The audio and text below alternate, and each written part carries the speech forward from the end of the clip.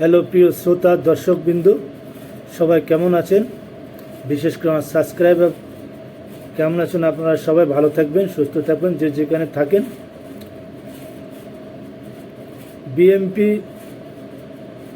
BMP মনোনয়নের জন্য যে জায়গায় একজন ক্যান্ডিডেট দরকার সে জায়গায় 8 জন পর্যন্ত আবেদন করেছে বিএমপির এমপি মনোনয়ন পেতে। কিন্তু দল থেকে বিএমপি স্ট্যান্ডিং কমিটি স্থায়ী কমিটির সদস্য আমির খসরু সাহেব এবং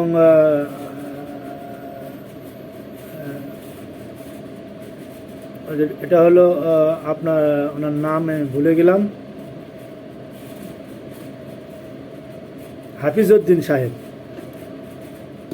স্থায়ী কমিটির সদস্য হাফিজউদ্দিন সাহেব, উনিও বলেছেন যে দলে স্থান পাবে তারাই যারা প্রকৃত দলকে ভালোবাসে, যারা বিগত দিনে আওয়ামী লীগের সরকারের আমলে নির্যাতিত হয়েছে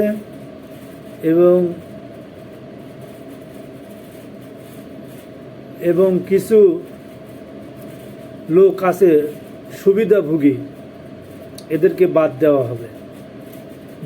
বেছে দেখাশোনা করে বাছাই করে জনগণের ভিত্তিতে, জনগণের চাহিদা ভিত্তিতে মনোনয়ন দেওয়া হবে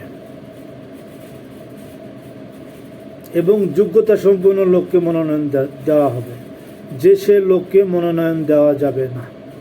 এটা বিএমপি আমির খসরু সাহেবও বলেছেন, মেজর হাফিজউদ্দিন সাহেব স্থায়ী কমিটির সদস্য উনিও বলেছেন যে, এবং ডক্টর মোশাররফ হোসেন স্ট্যান্ডিং কমিটির সদস্য উনিও বলেছেন যে সুবিধাভোগী যারা আছে, অনেকে আছে সুবিধাভোগী, এদেরকে মনোনয়ন দল দিবে না। এবং যারা যোগ্যতা নাই, যাদের যোগ্যতা নাই মানে আপনার জনপ্রিয়তা নাই, তাদেরকে দল সহজে নমিনেশন দেবে না। এইবার নমিনেশন হবে অনেক কঠোরভাবে এবং দেখে শুনে শিক্ষা যোগ্যতা সব কিছু মেনে এবার নমিনেশন ইনশাল্লাহ দেবে আমাদের দল, বিএমপি দল। যেটা মানুষ চায়, যাকে মানুষ বেশি ভালোবাসে, জনগণ যাকে বেশি সাপোর্ট করে, তাকে নমিনেশন দেওয়ার দরকার এবং যে ভালো কাজ করবে।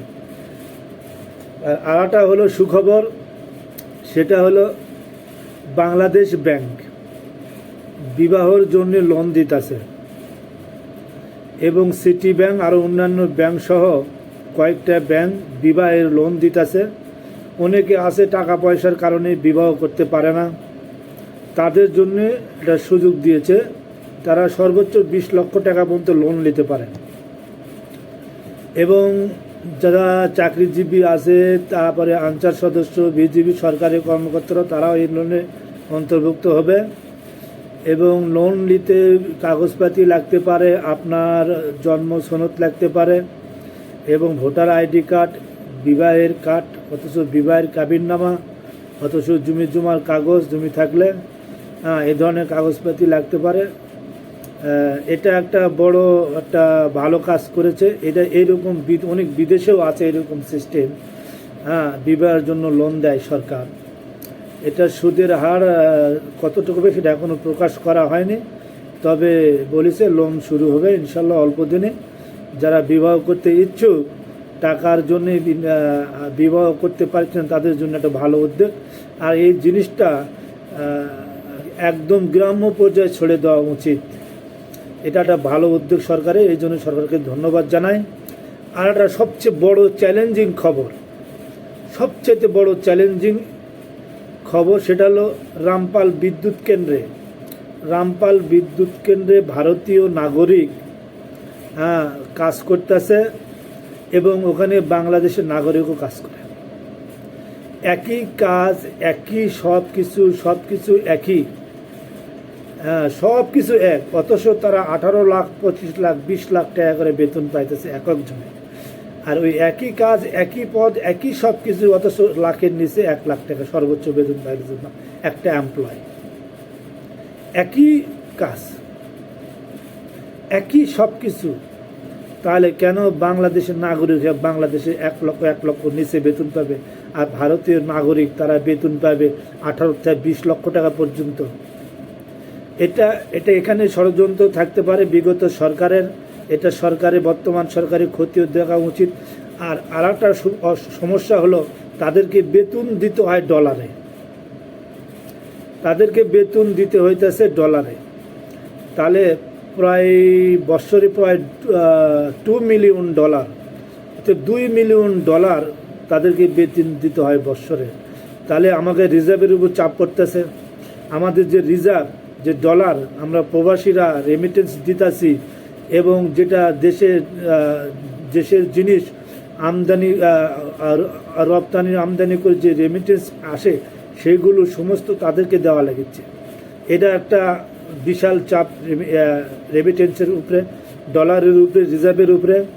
তো এটা একজন সদয়বান ব্যক্তি হাইকোর্টে রুল করেছে, ইনশাল্লাহ তাদের পক্ষের রায় আসবে।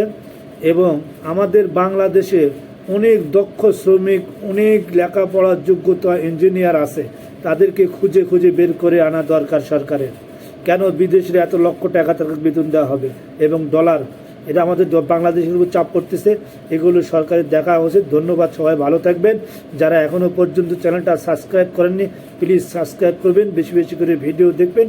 ইনশাল্লাহ সামনেতে আরও কিছু ভালো ভিডিও পাবেন। আল্লাহ হাফেজ।